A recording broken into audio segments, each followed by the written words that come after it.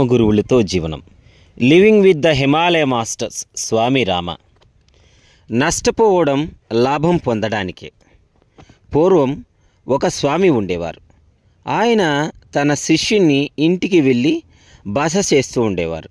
ఆయన నైతిక మానసిక శిక్షణకు మచ్చు తునక ఆధ్యాత్మిక పరుడు. అందుచే ఆ శిష్యుని కుటుంబం అంతా ఆయన్ను అత్యంత ప్రేమతో గౌరవించేవారు. ఆయన సూర్యోదయానికి పూర్వమే లేచి స్నానము చేసి గంటల తరబడి ధ్యానం చేస్తూ ఉండేవారు.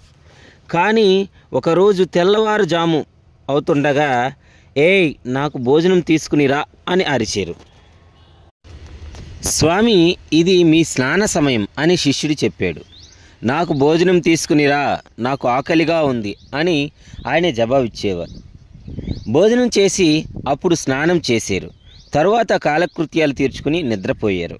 ఆయన అంతా తలక్రిందులుగా చేయడంతో ఇంటివారంతా కలత చెందారు. ఆయనకేదో అయింది, ఆయన మతి భ్రమించింది అనే వారు అనుకున్నారు. మన గురువుగారు ఎంతో చక్కటి మనిషి, ఆయనకు మనం సహాయం చేయాలి అని ఇంటి ఆవిడ అన్నారు. అందుచేత వారు వైద్యుల్ని పిలిచి వారితో ఆయనతో మందుల గురించి మాట్లాడి, ఏమీ చికాకు పరచకండి, ఆయనతో మీ వద్ద నుండి నేర్చుకోవడానికి వచ్చాము అని చెప్పండి, ఆయన గౌరవంతో చూడండి అని చెప్పారు. వైద్యులు వచ్చి ఆయనకు శిష్యునిగా నటించారు. వాళ్ళందరూ అందుకోసం నియుక్తులయ్యారు కదా. గురుదేవా, మీరు ఎలా ఉన్నారు అని వాళ్ళు అడిగారు. గురువుగారు ఏమీ బదులియ్యలేదు. ఆయనలో ఏమీ కదలిక లేకపోవడంతో ఆయన కోమాలో ఉన్నారని అనుకున్నారు. ఒకరు కళ్ళు చూశారు, ఏమీ కదలిక లేదు. ఇంకొకరు నాడి చూస్తే రక్తస్పందన ఎలా తక్కువగా కనిపించింది. ఒక డాక్టర్ రెండవ వాణితో ఆయన బ్రతుకుతారని అనుకోను అని అన్నారు. మూడవ డాక్టర్ స్టెతస్కోప్ తీసి వాళ్ళు చెప్పినట్టు గుండు కొట్టుకోవడం దిగజారుతున్నట్టు గమనించి ఆయన గుండు కొట్టుకోవడం దిగజారుతున్నది అని చెప్పారు. ఇది వింటూ ఇంటి ఆవిడ ఏడవదనం మొదలుపెట్టింది. ఎందుకంటే ఆమె ఆయన ఆధ్యాత్మికగా తండ్రిగా భావించేది. ఆఖరికి వాళ్ళు నాకు కబురు పంపారు.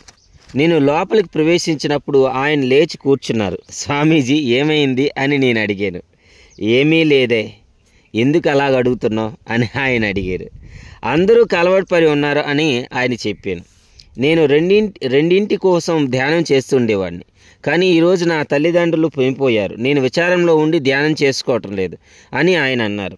ఆయన మాటలు పూర్తి ఆశ్చర్యకరమైనగా ఉన్నాయి. మీ తండ్రులు చనిపోయారా? సర్వసంగ పరిత్యాగులు, తల్లిదండ్రులతో మీకు ఎట్టి సంబంధం లేదు అని నేను అన్నాను.